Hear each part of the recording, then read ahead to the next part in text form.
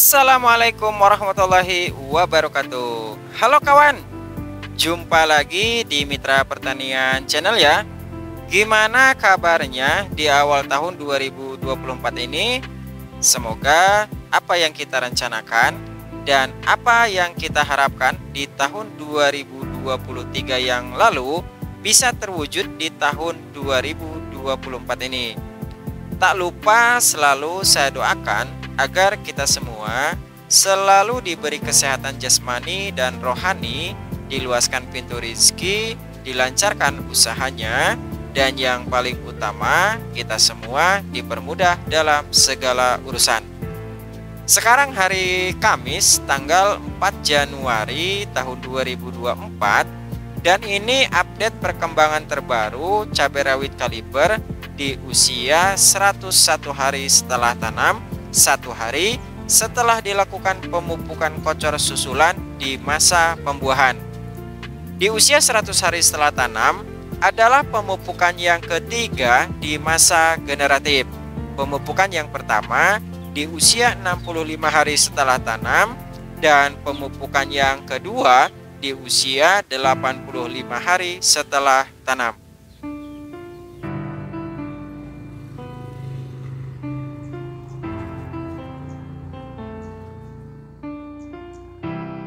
Satu hal penting yang ingin saya sampaikan tentang perawatan di fase pembuahan ya lur, dan ini berlaku untuk saya pribadi dalam mempelajari ilmu pertanian. Diikuti ataupun tidak diikuti, cara saya ini kembali pada keyakinan kawan-kawan masing-masing.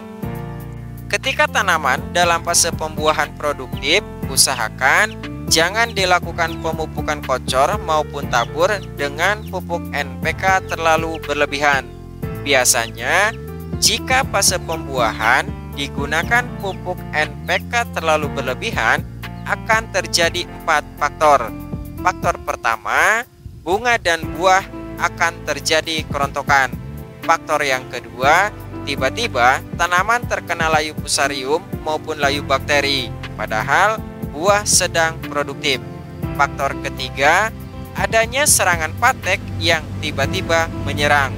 Faktor keempat, berdatangan serangan penyakit, bercak daun, busuk ranting, busuk batang, dan banyaknya ranting yang mudah patah.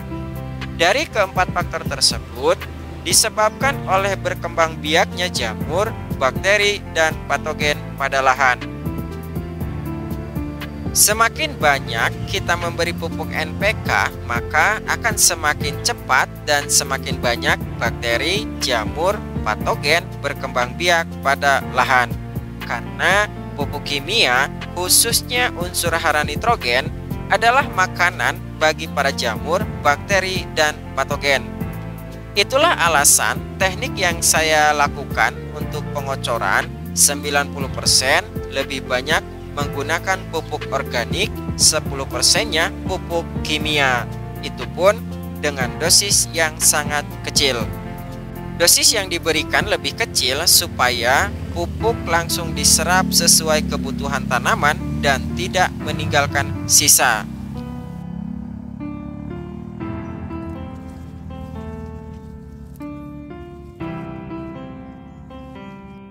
Sedikit akan saya kasih contoh gambarannya lur. Ketika tanaman hanya membutuhkan 5 gram dalam sekali makan, tapi kita kasih sebanyak 20 gram, maka yang 15 gram akan tersisa dan tidak dimakan. Dan yang 15 gram itulah yang akan dimakan oleh jamur. Kemudian jamur akan berkembang biak lebih banyak dan lebih cepat. Itulah asal muasal penyebaran penyakit yang berawal dari suburnya perkembangbiakan jamur pada lahan. Gimana lur? Apakah informasi yang saya sampaikan tersebut cukup jelas dan bisa dipahami?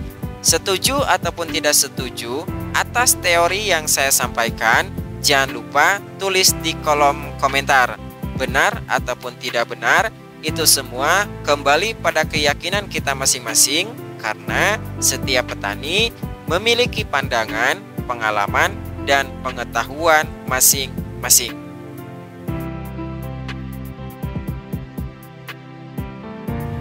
Pemupukan di usia 100 hari setelah tanam tidak diaplikasikan pupuk majemuk NPK.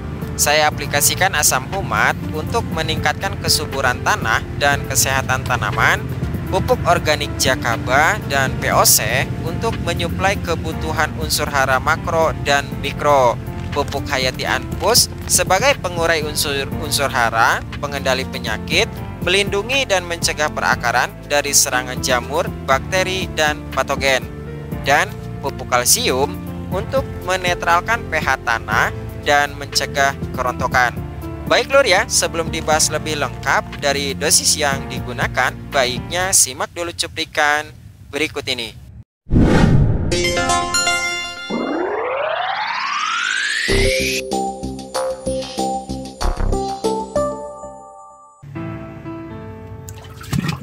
Takaran air yang saya gunakan kali ini sebanyak 70 liter ya lur.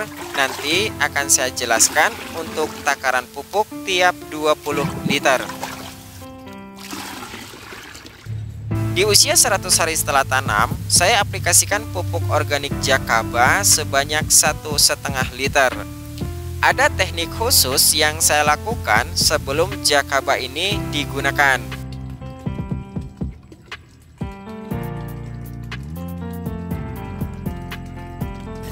Caranya, setelah biang Jakaba dan air Jakaba di blender, tambahkan air leri ataupun air cucian beras secukupnya. Air leri sangat kaya kandungan karbohidrat dalam bentuk pati, dan air leri adalah makanan pokok bagi jamur Jakaba untuk berkembang biak lebih banyak, sehingga air leri saya gunakan agar jamur Jakaba ini bisa berkembang biak pada lahan dan mampu melindungi perakaran dari serangan penyakit yang disebabkan oleh jamur, bakteri, dan patogen.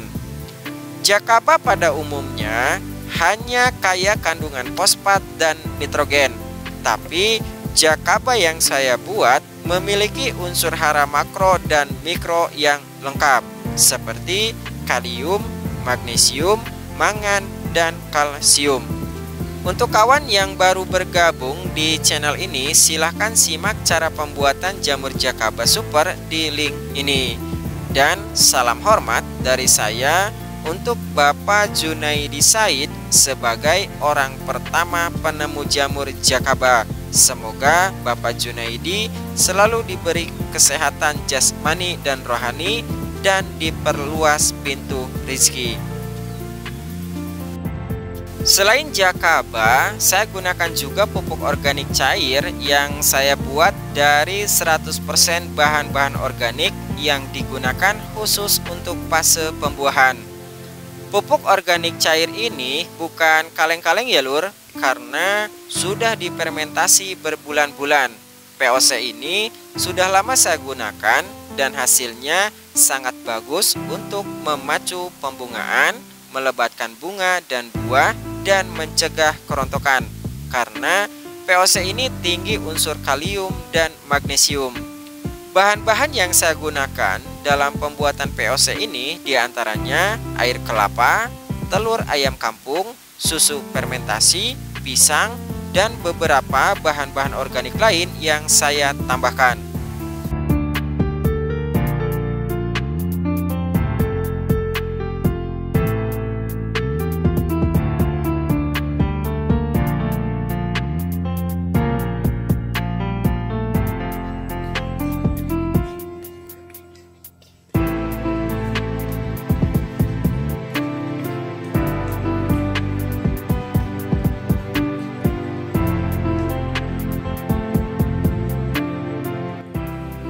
Untuk mengendalikan penyakit dan mencegah jamur, bakteri, dan patogen berkembang biak pada lahan, saya gunakan pupuk organik Hayati fungisida Anpus sebanyak kurang lebih 250 gram. Bakteri Gliocladium dan Trichoderma mampu mengendalikan penyakit yang berada pada lahan, khususnya di sekitar perakaran. Fungisida Anpus selain memiliki kandungan bakteri Gliocladium dan Trichoderma, juga sebagai bahan pengurai pupuk yang diaplikasikan jamur Jakaba, POC, dan kalsium bisa diurai atau dipecah terlebih dahulu, yang kemudian unsur hara bisa diikat dan diserap oleh tanaman sesuai kebutuhan.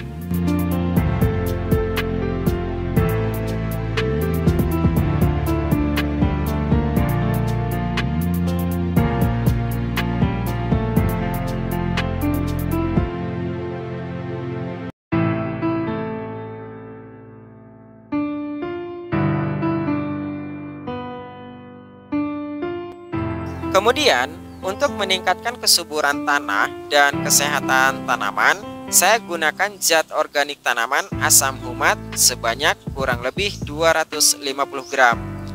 Asam humat memiliki kapasitas tukar kation ataupun KTK tanah untuk meningkatkan kemampuan tanah dalam mengikat dan menahan unsur hara agar tidak hilang oleh penguapan maupun terbawa air hujan. Untuk asam humat tidak dianjurkan harus pakai dari merek yang saya gunakan ya lur, karena meskipun beda merek dagang, fungsi dan manfaat asam humat sama saja. Dikarenakan asam humat yang saya pakai sudah habis, bisa jadi di pemupukan berikutnya saya pakai asam humat dari merek dagang yang berbeda.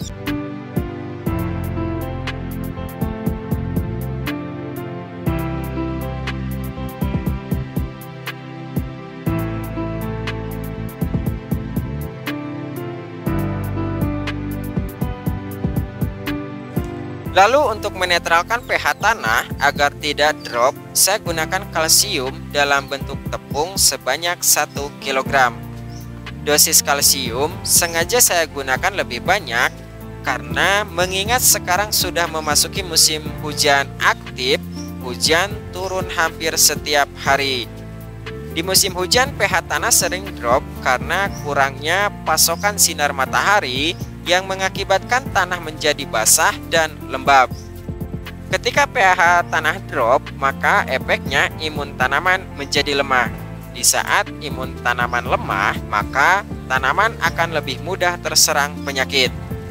Pupuk kalsium yang saya gunakan memiliki kandungan kalsium karbonat sebesar 98%, kalsium oksida 55%, dan 5% magnesium oksida.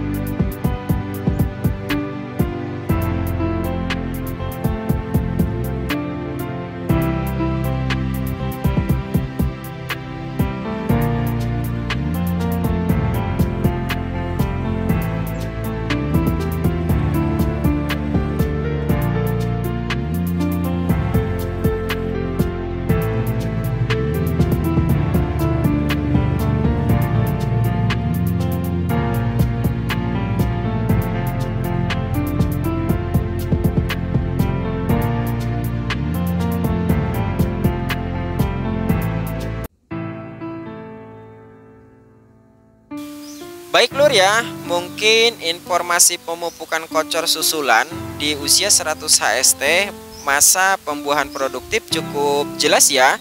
Dan pupuk yang digunakan ini bisa diaplikasikan untuk tanaman terong, timun maupun tomat. Jika ada yang kurang dimengerti di luar yang belum saya bahas, silahkan tanyakan di kolom komentar. Dan jika ada pertanyaan seputar pertanian kawan-kawan, monggo tanyakan juga di kolom komentar. Jika informasi ini bermanfaat, jangan sungkan untuk berikan like, komen, dan share ya lur, agar informasi ini bisa memberi banyak manfaat untuk kawan-kawan kita yang lain yang membutuhkan. Karena sebaik-baiknya orang yang bisa memberi manfaat untuk orang lain. Tetap jaga kesehatan, tetap semangat, dan semoga bermanfaat. Kata penutup, jangan pernah membenci orang hanya karena beda pendapat, beda pilihan, beda keyakinan, dan beda pandangan. Karena pada dasarnya kita diciptakan itu berbeda-beda. Namun kita disatukan oleh agama, Al-Quran, hadis, dan Pancasila. Terima kasih dan sampai jumpa di informasi bermanfaat berikutnya.